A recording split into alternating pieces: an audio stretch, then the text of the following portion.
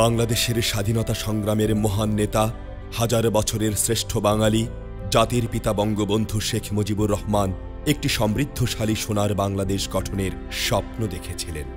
আর এই সমৃদ্ধশালী বাংলাদেশের অর্থনৈতিক উন্নতির মূল করিডোর ঢাকা-চট্টগ্রাম মহাসড়ক। মাননীয় প্রধানমন্ত্রীর দূরদর্শী ও সময়োপযোগী সিদ্ধান্তে ঢাকা-চট্টগ্রাম মহাসড়কটিকে সম্প্রতি 4 লেনে উন্নীত করা হয়েছে। তবে মহাসড়কটি থেকে সর্বোচ্চ সুবিধা পেতে প্রয়োজন ছিল বেশ কিছু আন্তঃজেলা সড়ক ও রেলপথের সংযোগস্থলে যানবাহন চলাচলের গতি বৃদ্ধি করা। কেননা দেশের বিদ্যমান অর্থনৈতিক প্রবৃদ্ধির গতির সাথে তাল মিলাতে রেল যোগাযোগেও হয়েছে নজিরবিহীন উন্নতি। ফলে সড়ক পথে যান চলাচলের সাথে সাথে উন্নতি হয়েছে রেলপথের যোগাযোগ ব্যবস্থাও। উভয় মাধ্যমে নিরবিচ্ছিন্নভাবে স্বল্প সময়ে এবং ঝুঁকিমুক্ত পরিবহন ব্যবস্থা নিশ্চিত করতে বেশ কিছু স্থানে পরিকল্পনা করা হয়েছে রেলওয়ে ওভারপাসের। ঢাকা-চট্টগ্রাম মহাসড়কটি কুমিল্লার পদুয়ার বাজারের নিকট গুরুত্বপূর্ণ একটি রেল লাইনকে অতিক্রম করেছে। কুমিল্লার পদুয়া ওভারপাসটি সেই মহাপরিকল্পনার একটি অংশ। প্রাথমিকভাবে পদুয়ার রেলওয়ে ওভারপাস নির্মাণের কাজ বেসামরিক ঠিকাদার কর্তৃক শুরু করা হয়। তবে 4 বছরে ওভারপাসের 67.50% কাজ সম্পন্ন করা হলে 4 লেনের মধ্যে কেবলমাত্র চট্টগ্রাম থেকে ঢাকাগামী 2 লেন ব্যবহার উপযোগী করা হয়। নির্মাণ কাজের কাঙ্ক্ষিত গতি না পাওয়ায় গত 17 মার্চ 2017 তারিখে গণপ্রজাতন্ত্রী বাংলাদেশ সরকারের মাননীয় প্রধানমন্ত্রী ওভারপাসটির অবশিষ্ট অংশ সম্পন্নের দায়িত্ব বাংলাদেশ সেনাবাহিনী কর্তৃক সম্পন্নের নির্দেশ দেন।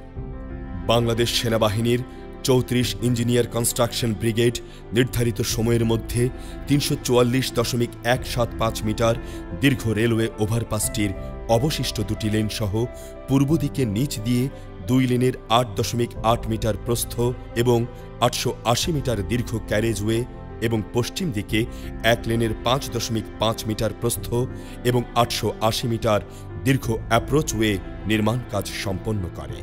ওভারপাসটি 26টি স্প্যান, 24টি পিয়ার, 130টি পিসি গার্ডার, 900 মিটার সাইড ড্রেন এবং 1100 মিটার ফুটপাত দ্বারা নির্মিত। বাংলাদেশ সেনাবাহিনী কর্তৃক সম্পন্নকৃত অংশের নির্মাণ মূল্য পড়েছে প্রায় 30,47 লক্ষ টাকা। এখানে উল্লেখ্য যে ওভারপাসটি সুষ্ঠুভাবে সম্পন্নের জন্য সড়ক পরিবহন ও সেতু মন্ত্রণালয়ের মাননীয় মন্ত্রী মহোদয় ব্যক্তিগতভাবে অসংখ্যবার প্রকল্প এলাকা পরিদর্শন করেছেন। এছাড়া সেনাপ্রধান ও ইঞ্জিনিয়ার ইন চিফের ব্যক্তিগত পরিদর্শন ও নির্দেশনায় প্রকল্পটি কাঙ্ক্ষিত সময়ের মধ্যে সম্পন্ন করা সম্ভব হয়েছে।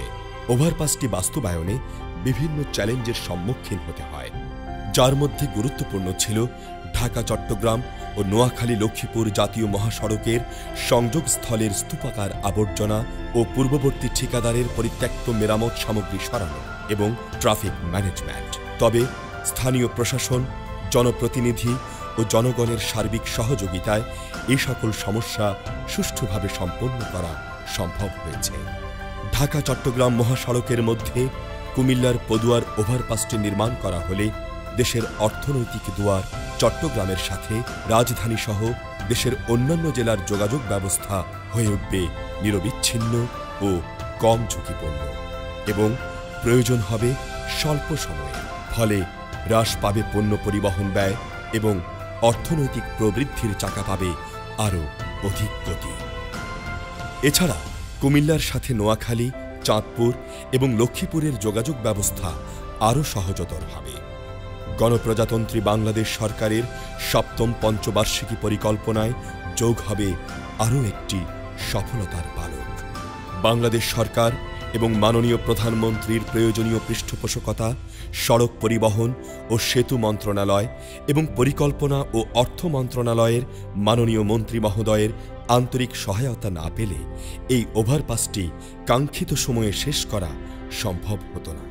4 লেন বিশিষ্ট পদুয়া রেলওয়ে ওভারপাসটি নির্মাণের ফলে এক ধাপ এগিয়ে যাবে আমাদের অর্থনীতি, আর বাস্তবায়িত হবে জাতির জনক বঙ্গবন্ধু শেখ মুজিবুর রহমানের কাঙ্ক্ষিত সুখী ও সমৃদ্ধশালী বাংলাদেশ গড়ার স্বপ্ন। তবে এর বাস্তবায়নের সফল রূপকার তাঁরই সুযোগ্য কন্যা মাননীয় প্রধানমন্ত্রী, এবং তা বাস্তবায়নে রয়েছে বাংলাদেশ সেনাবাহিনী।